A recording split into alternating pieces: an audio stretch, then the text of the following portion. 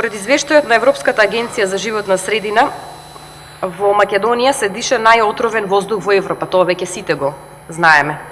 Од загадениот воздух најмногу страдаат, за жал, децата, и по тој повод екоактивисти, Движење за чист воздух, меѓутоа и детската амбасада Меѓаши реагираа во последниве неколку денови со соопштенија дека, како последица на аерозагадувањето, секое второ дете страда од респираторни болести.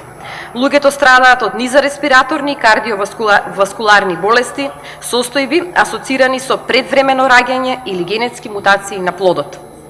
Загадениот воздух е еден од најголемите фактори за смртност кај децата и тоа мора веднаш да се спречи. Ова е дел од соопштението на детската амбасада Меѓаши и на екоактивистите Движење за чист воздух. Моето прашање до Министерството за животна средина е дали моментално постои и се спроведува барем една конкретна мерка со која ќе се откријат и спречат најголемите загадувачи на воздухот и дали и кога планирате, барем во градот Скопје, да се направат испитувања и за загадувањето на амбиентниот воздух од индустриските капацитети, а не само на загадувањето од загревањето на домакинствата и сообраќајот. Не барам алиби, воздухот е загаден, но сите податоци, особено што играте со чувствата на болните, се податоци за период од 2014 до 2016 година. Замолувам да не играте со лажни податоци, дезинформации до јавноста, бидејќи темата е навистина чувствителна.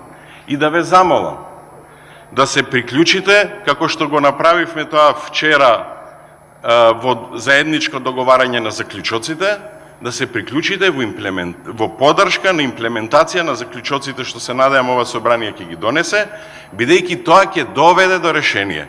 Особено ме радува фактот што се добивме поддршка да го забраниме јагленот за грејење во домаќинствата.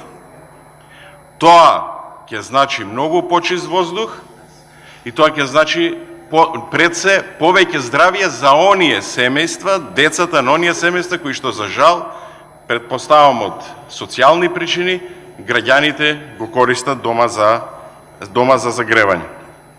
Овај поддршка, замолувам, за планот за чист воздух, кој што за прв пат е стратешки приоритет и програма на владата.